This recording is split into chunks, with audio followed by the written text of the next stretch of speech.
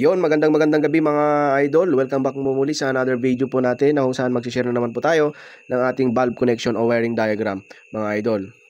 So bago po yan mga idol, nais ko pong magpasalamat sa mga patuloy nagpa-follow sa ating Facebook at nag-share ng ating mga videos. Maraming salamat sa inyo. God bless. More blessings po sa inyo mga idol.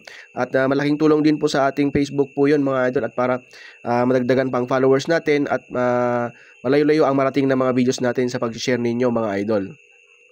So sa paraang po yon mga idol ay makakatulong po tayo sa mga gustong matuto sa mga bulb connection o wiring diagram mga idol. Lalong-lalo po sa mga beginners na gustong matuto mga idol ano. Kaya salamat po sa pag-share at pag-heart, pagre-react sa ating mga videos.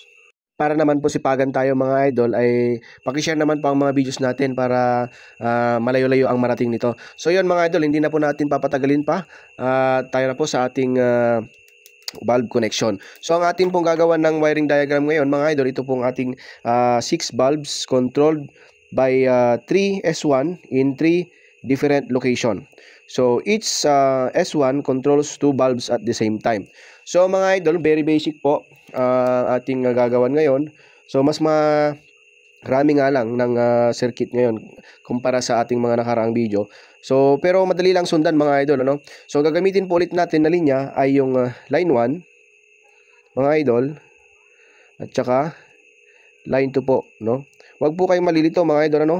So kapag nasanay po kayo sa neutral to line, ito na po yung neutral natin no.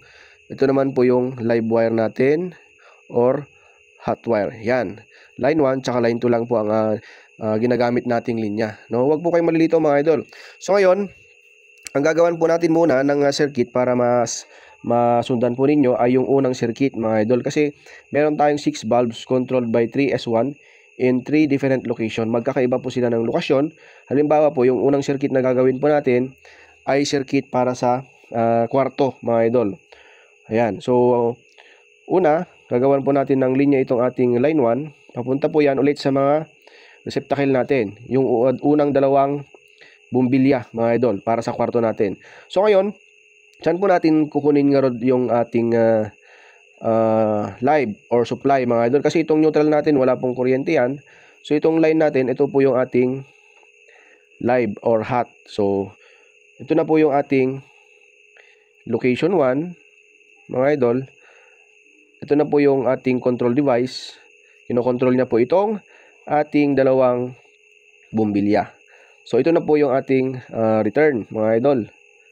Ayan, return. Kung saan ito na po yung halimbawa, ito na po yung circuit na ginagamit ninyo sa inyong kwarto mga idol. Ayan, yung circuit number 1 natin o location 1. Nagawa na po natin yung isang circuit ano mga idol. Next naman po, para sa inyong kusina naman mga idol, halimbawa natin dalawang bumbilya ulit, kukunin link natin yan sa line 1 mga idol.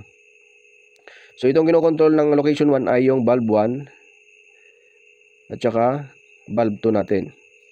Ito naman yung location 2, bulb 3 at saka bulb 4 mga idol.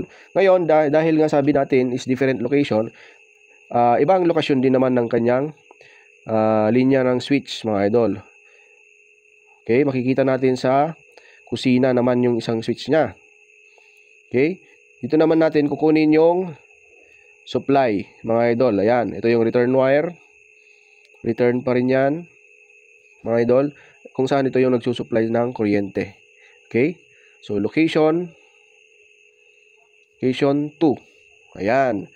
So, nagawa na po natin yung pang kusina, mga idol. Ito na yung kwarto, pang kusina. At gagawan pa natin yung isang switch, mga idol. Kasi 3 yan eh.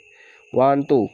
2 pa lang, 3, S1 mga idol in 3 different location. So ngayon, paano ulit natin gagawan yon? Ganun po ulit, kung ano po yung ginawa natin sa pangalawa, ganun din po sa pangatlong circuit mga idol.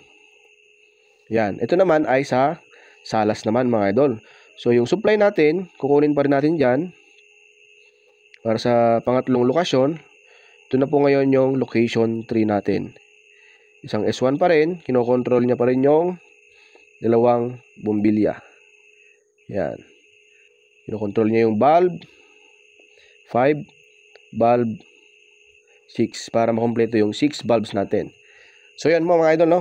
Ito po ay sa depende na sa inyo. Sala naman mga idol, tigda 2 bumbilya. So ang liwanag ng bahay mga idol, tigda 2 bumbilya sa kwarto, sa kusina at sa salas. Ayan. Libre naman mga harap mga idol, di ba? Yan po yung ating simpleng wiring diagram ito or bulb connection mga idol. So ito ay return natin, yung dalawang na ito, wire return. Kung saan ito yung S1 natin, S1, saka S1. 1, 2, 3. 3 S1 in 3 different location. Each S1 controls 2 bulbs at the same time. Kada S1 po natin ay kinokontrol niya 2 bumbilya. Ayan mga idol, no? Napakaliwanag po ng ating pagkabahagi at pagka-explain po sa inyo mga idol. Sana po yung nasundan po ninyo.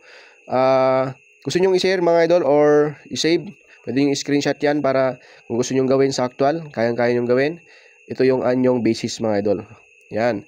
So, maraming salamat mga idol kung napadpad ka man or kung umabot ka man sa minuto na ito. Maraming salamat sa inyo mga idol. At pwede nyo rin pong i-share para makatulong po tayo sa iba at makatulong na rin po kayo sa akin mga idol, no?